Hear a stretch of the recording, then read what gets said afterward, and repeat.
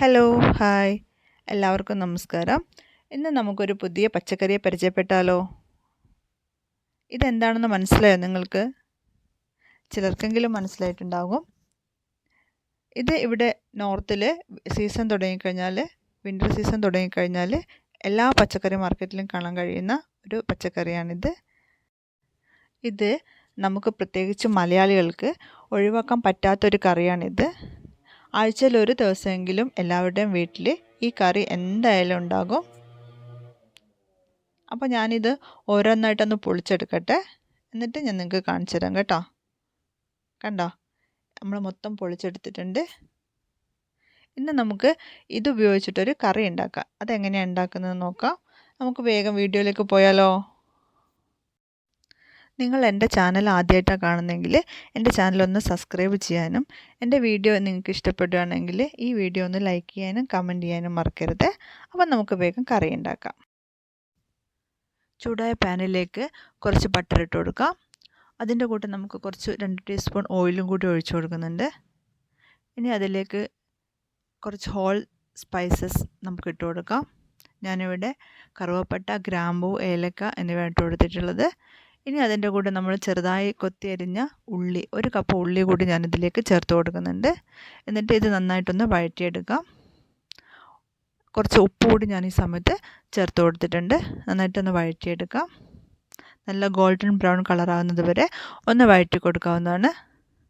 നമ്മുടെ ഇവിടെ ഏകദേശം ആയിട്ടുണ്ട്. ഇനി നമുക്കിതിലേക്ക് മസാലപ്പൊടികൾ ആഡ് ചെയ്യാം. ഞാനിവിടെ മുളക് പൊടി, മഞ്ഞൾപ്പൊടി, മല്ലിപ്പൊടി, പിന്നെ ഗരം മസാല, കുറച്ച് കുരുമുളക്, ഇത്രയും മസാലകളാണ് ഞാനിവിടെ ചേർത്തിരിക്കുന്നത്. എന്നിട്ട് ഈ മസാലയുടെ പച്ചമണം മാറുന്നത് വരെ നന്നായിട്ടൊന്ന് മിക്സ് ചെയ്ത് കൊടുക്കാം. നമ്മളിപ്പോൾ ചേർത്ത മസാലപ്പൊടിയും നേരത്തെ ചേർത്ത ഉള്ളിയും കൂടി ഒന്ന് സെറ്റായി കഴിയുമ്പോൾ അതിലേക്ക് തക്കാളി കൂടി ആഡ് ചെയ്യാം. ഞാനിവിടെ ഒരു 3 തക്കാളി മിക്സിയിൽ നന്നായിട്ടൊന്ന് അടിച്ചെടുത്തിട്ടുണ്ട്. തക്കാളി അരച്ചെടുത്തത് ഏകദേശം 1 കപ്പോളം ഉണ്ട്. അതുകൂടി നമുക്കൊന്ന് ഇതിലേക്ക് ചേർത്ത് കൊടുക്കാം. എന്നിട്ട് ഇവയെല്ലാം കൂടി ഒന്ന് നന്നായിട്ടൊന്ന് മിക്സ് ചെയ്ത് കൊടുക്കുക. ഈ തക്കാളി ഒന്ന് നന്നായിട്ട് വെന്ത് വരേണ്ടതുണ്ട്. അതുകൊണ്ട് നമുക്കിത് നന്നായിട്ടൊന്ന് മിക്സ് ചെയ്ത് കൊടുക്കാം. ഈ മസാലകളെല്ലാം ഒന്ന് നന്നായിട്ട് സെറ്റാകുന്നത് വരെ ഒന്ന് നന്നായിട്ട് ചേർത്ത് കൊടുക്കാം. ഇനി ഇതിലേക്ക് ആവശ്യത്തിന് വെള്ളം ഒഴിച്ചു കൊടുക്കണം. നേരത്തെ നമ്മൾ തക്കാളി എടുത്ത അതേ പാത്രത്തിൽ തന്നെയാണ് വെള്ളം എടുത്തിരിക്കുന്നത്. ഇതെല്ലാം കൂടി നന്നായിട്ടൊന്ന് മിക്സ് ചെയ്ത് നമുക്കിത് അടച്ച് വെച്ച് ഒരു 5 മിനിറ്റ് വേവിക്കാം. 5 മിനിറ്റ് ആയിട്ടുണ്ട്. നമുക്കതൊന്ന് തുറന്നു നോക്കാം. ഗ്രേവിയൊക്കെ നന്നായിട്ട് കുറുകി വന്നിട്ടുണ്ട്. നമ്മൾ നേരത്തെ ഒഴിച്ച വെള്ളമൊക്കെ ഒന്ന് വറ്റിയിട്ടുണ്ട്. ഇതൊന്ന് നന്നായിട്ടൊന്ന് മിക്സ് ചെയ്ത് കൊടുക്കാം.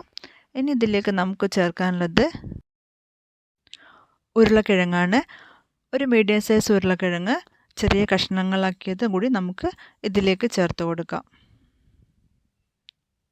എന്നിട്ട് ഇതെല്ലാം കൂടി ഒന്ന് നന്നായിട്ടൊന്ന് മിക്സ് ചെയ്ത് കൊടുക്കാം. ഇനി ഇതിലേക്ക് കടല ചേർക്കേണ്ടതുണ്ട്. ഞാനിവിടെ 2 കപ്പ് കടലയാണ് എടുത്തിരിക്കുന്നത്. ആ കടലയും കൂടി ചേർത്ത് എല്ലാം കൂടി ഒന്ന് നന്നായിട്ടൊന്ന് മിക്സ് ചെയ്ത് കൊടുക്കണം. നമ്മളിപ്പോൾ ചേർത്ത കടലയിൽ മസാല എല്ലായിടത്തും കിട്ടാൻ വേണ്ടിയിട്ട് നന്നായിട്ടൊന്ന് മിക്സ് ചെയ്ത് കൊടുക്കണം.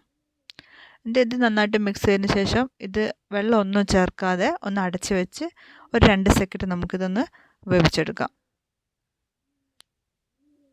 ഇത് കുതിർത്ത് വെക്കുകയൊന്നും ചെയ്യാതെ നമ്മൾ നേരിട്ട് കറി വെക്കാൻ ഉപയോഗിക്കുന്നതുകൊണ്ട് ഇതിന് കുറച്ച് കുക്കിംഗ് ടൈം കൂടുതലാണ്. അതല്ലാതെ നമ്മളിത് കുക്കറിലോ മറ്റോ ഉപയോഗിക്കുകയാണെങ്കിൽ പെട്ടെന്ന് തന്നെ വെന്ത് കിട്ടുന്നതാണ്. എന്നിട്ട് ഇത് നന്നായിട്ടൊന്ന് മിക്സ് ചെയ്ത് കൊടുക്കുക. നമുക്കിനി ഇതിലേക്ക് കുറച്ച് വെള്ളം ഒഴിച്ചു കൊടുക്കണം. ഞാനിവിടെ 1 കപ്പ് വെള്ളം ഇതിലേക്ക് ഒഴിച്ചു കൊടുക്കുന്നുണ്ട്.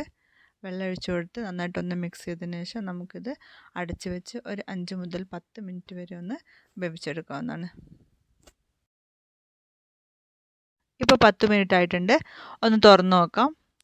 ഇനി ഇതിൽ നമ്മൾ ചേർത്ത കിഴങ്ങും കടലൊക്കെ വെന്തിട്ടുണ്ടോ എന്ന് നോക്കാം. നന്നായിട്ട് വെന്ത് കിട്ടിയിട്ടുണ്ട്. ഇനി നമുക്കിതിൽ ആവശ്യത്തിന് ഉപ്പുണ്ടോ എന്ന് നോക്കാം. ഉപ്പ് ലേശം കുറവായിരുന്നു, അപ്പോൾ ഞാൻ കുറച്ച് ഉപ്പ് ചേർത്ത് കൊടുത്തിട്ടുണ്ട്. ഇനി ഇതിലേക്ക് നമുക്ക് ആഡ് ചെയ്യേണ്ടത് ഫ്രഷ് ക്രീമാണ്. നമുക്ക് കുറച്ച് ക്രീം ഇതിലേക്ക് ആഡ് ചെയ്ത് കൊടുക്കാം.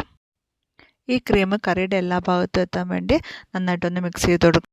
ഇനി ഇതിലേക്ക് 1/2 ടീസ്പൂൺ ഗരം മസാലയും 2 ടീസ്പൂൺ കസൂരി മേത്തി പൊടിച്ചതും അല്പം മല്ലിയില ചെറുതായിട്ട് അരിഞ്ഞത് കൂടി നമുക്കിതിലേക്ക് ചേർത്ത് കൊടുക്കാം. നമ്മുടെ കടലക്കറി ഇവിടെ റെഡി ആയിട്ടുണ്ട്. ഇത് നമുക്ക് ചോറിൻ്റെ കൂടെയും ചപ്പാത്തിയുടെ കൂടെയും എന്തിൻ്റെ കൂടെയും കഴിക്കാൻ പറ്റിയ നല്ലൊരു അടിപൊളി സൈഡ് ഡിഷാണ്. നിങ്ങൾ ഇതുവരെ ഇതൊന്ന് ട്രൈ ചെയ്ത് നോക്കിയിട്ടില്ലെങ്കിൽ എന്തായാലും ഒന്ന് ട്രൈ ചെയ്ത് നോക്കണം. നമ്മുടെ കടലക്കറി ഇനി നമുക്കൊരു സെർവിങ് ബൗളിലേക്ക് മാറ്റാം. നിങ്ങൾക്ക് ഈ കടലക്കറി ഇഷ്ടപ്പെടുകയാണെങ്കിൽ ലൈക്ക് ചെയ്യാനും കമൻറ്റ് ചെയ്യാനും മറക്കരുത്. അപ്പോൾ മറ്റൊരു വീഡിയോ ആയിട്ട് വരുന്നത് വരെ ബൈ. Thank you.